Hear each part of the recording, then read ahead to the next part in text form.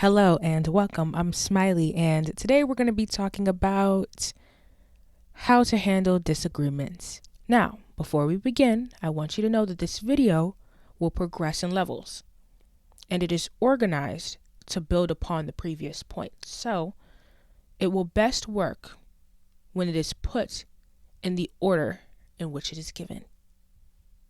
Anyways, here's step number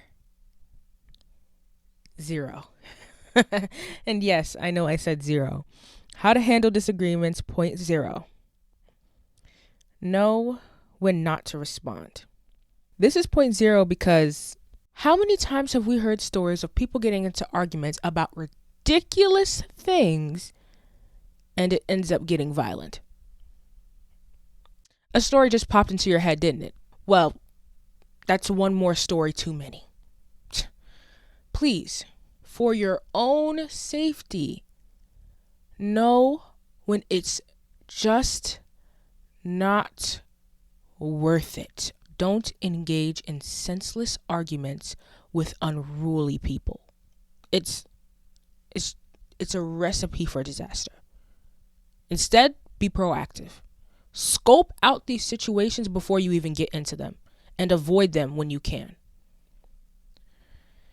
Like 2 Timothy 2 verse 23 says, have nothing to do with foolish, ignorant controversies. You know that they breed quarrels.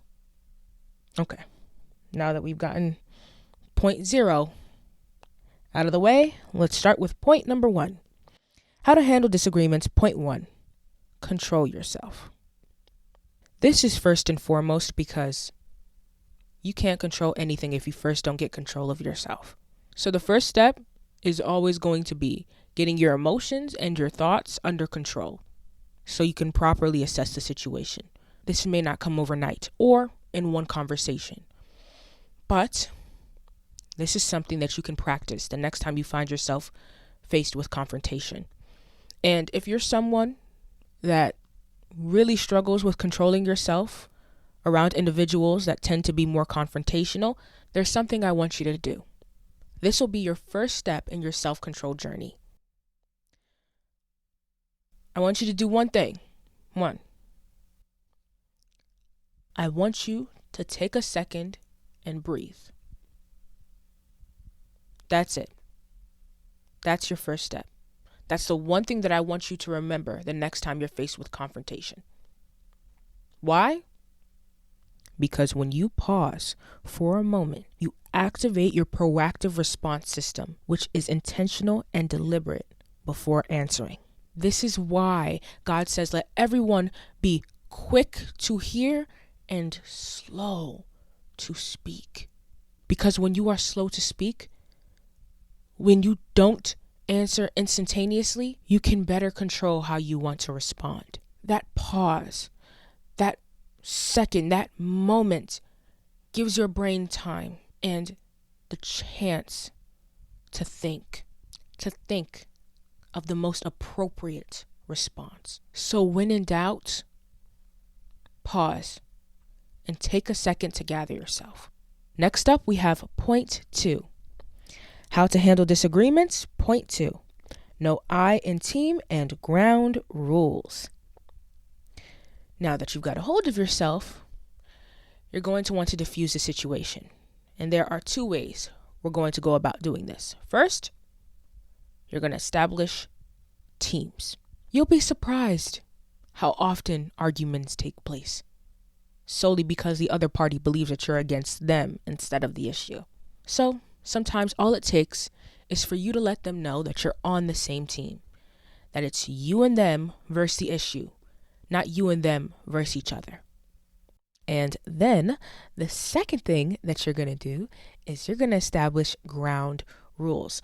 So when I say ground rules, I mean you're going to establish whatever rules are necessary to make each party feel respected in the conversation. That's it. That's it.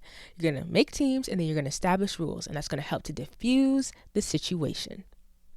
And now that point number 2 is done, we're going to move on to point number 3. How to handle disagreements, point 3. Listen. So this point should be really simple. You're going to listen to what they say. You're going to let them speak, and you're going to actively absorb what they're trying to say. This is the point where you really try to digest the core of their message. Moving on to point number 4, how to handle disagreements. Point 4, repeat what they say back to them in a way that they find satisfactory. Don't assume that you understood their message. Ask them if you understood them correctly by summarizing to them what you just learned from them to them. This way, they can't say that you're misinterpreting them because they confirmed that you understood what they were saying. And in the event that they say that you did misinterpret, just redo step number 3, ask them to re-explain it, listen to it, really try to digest it and absorb it, and come back to this point. Re-explain it to them again. And do that until you both have a consensus on their argument. And finally, how to handle disagreements, point 5. Respond. Now, you have full right to respond because you've gotten yourself under control, you've set the teams and the ground rules, you've listened to the other party, and you know exactly what you want to rebuttal from what the other party has said. The situation should now be under control. You've thought before speaking. You've set a welcoming and respectful environment to engage in this conversation. You've listened to the other party. You've understood the other party. And you know what you want to say to the other party. Now, you speak your own mind, okay? Now you speak your own mind, okay? Now you speak your mind. I know this may have seemed long, but truly, this is the best way that I have found to not only acknowledge the person that you're speaking to, but to get to the root of the problem as seamlessly as possible. And yeah, I think that that's everything. So, as per usual, I'm not going to do all that, but